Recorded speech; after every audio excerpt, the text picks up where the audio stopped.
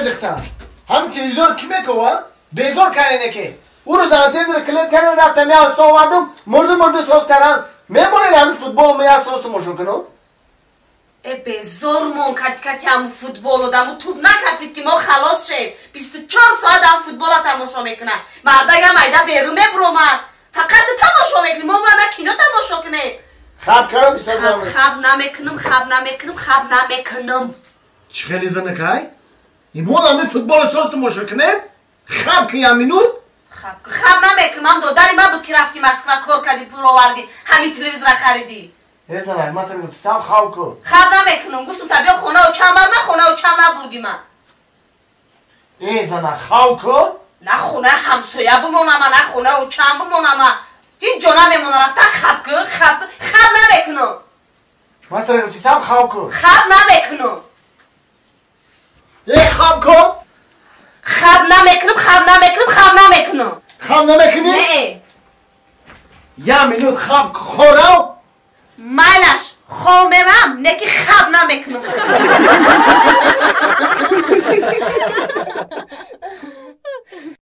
ما چی گفتم شما رو آخی؟ من گفتم اون طرف او پشتی چی را رنگ کنین پال اینا همه برگارت بشینین توزه کنین یعنی ما کنی یه جوره جمع کنین میبرم یه جوره یعنی ما میپارتیم نه آخی نه این طرف گفته اسم آخی چی خیلی میفهمی تو آخی حالی بیا دقیقه بیا سال اینو میفهمی یه چیزه آخی تو که من شما را بفهمونم آخی هر یه چیزه عیب نیست من بالا ببرم و پایم بفرم آخی بیا دقیقه انا گوش کنیم بچه جانم من ایم بالا شما را فهموندم که همیرا وقتی که باستینشه برای قومت روز شدن همش یه جویا این چیه این طرفش باستین این طرفش این خیل موندین همیرا یه جویا ببندی قومتکش روز برو یا این کاری خوب نمیشه لابای بیو کیه سلام علیکم و علیکم السلام سلامتی خوبه رئیس رحمت تینجی بخیر پیشتون یک خدمت اومیم رئیس خب تینجی بود همین بچه ما های بچه همسایه را زده با بچه همسایه بچه ما را زده یعنی که بچه شما بچه همسایه را زده بچه همسایه گشته بچه شما را زده هم خیلی شده رئیس جان شما بگین همین کار درسته یا نه درسته البته درسته خیلی رحمت کلان رئیس نمیشینی نه پیالا چوی کنی مینادور مایلش خب ما کارگر دارم خب مایل انا که گوش کنین که دامم شما شما را میفهمونم با خوش رو دیگه کی مرا غم نکن انا با کی باشه رئیس بابا لابای بیو سلام علیکم و علیکم السلام نازه سوده رئیس بابا رحمت کینجی بود تینجی یا چی پرسیم خب همین بچه همسایه بچه من زده بچه همسایه را نزده ما فهمیدم گپ شما را بچه همسایه بچه شما را زده بچه شما بچه همسایه را نزده رئیس بابا شما بگین که همین کار درسته یا نه درسته البته درسته مایل خب مردک تو چه خیلی رئیسی او همسایه اومد گفتی گپ درسته این همسایه را اومد گفتی گپ درسته من نفهمیدم مردک برای چی خیلی گفتستی راست میگوی زنک گپی تام درسته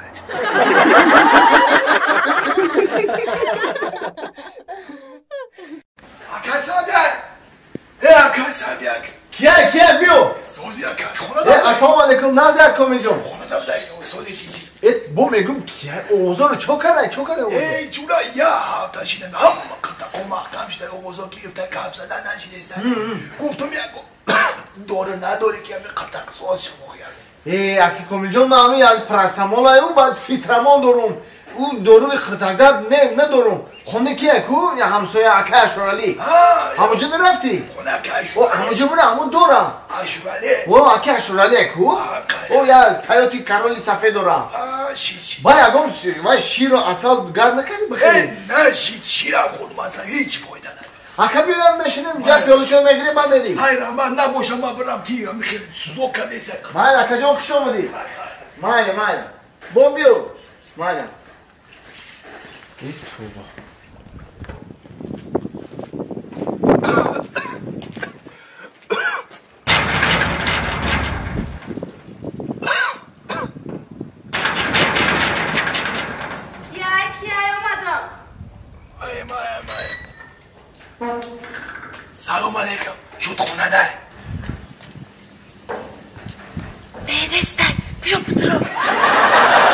باشه خیلی من قطق در شده بودم گفتم یه دورو میداد من قطقم در کیسه خیلی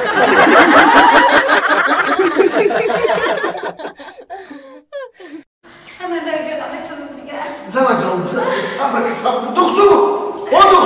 صبر که صبر که من دکتر آمد سلام علیکم سلام علیکم چی؟ وضعیتش بیاد رزرو شد خب شما یه طرف بسید نکردم بین آقا جان بین آیا کنید که را دم میزن تو میام بین زمان جان صبر کن ولی همش نقل میشه همون گفتگی بچه بچه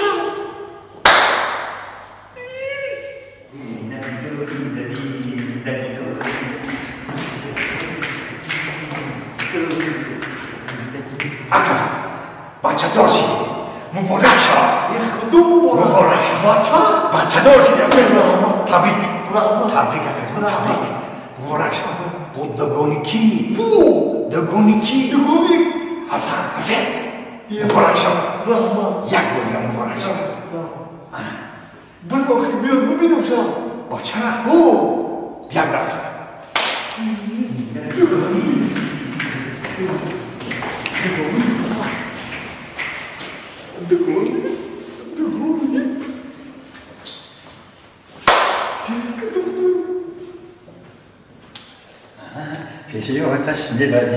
پیشی آتش میبریم آتش هایدش میگیریم پیشی آتش میبریم انا بچه انا پیسه اینا بیرون ممکنه؟ چه خیلی ممکن است بچه تا چه خیلی ممکن نبوده چیست آتش میمونه میشه نکن هولی مایدایی هولی بشناسونی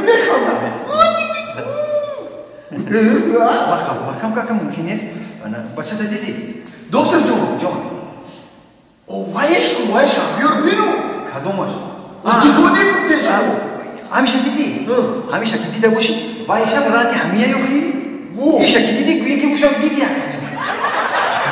اگه سیمونچه شب بودی یوخی سیمونچه چه خیلی میشه خیلی بچه ای طرف حاضر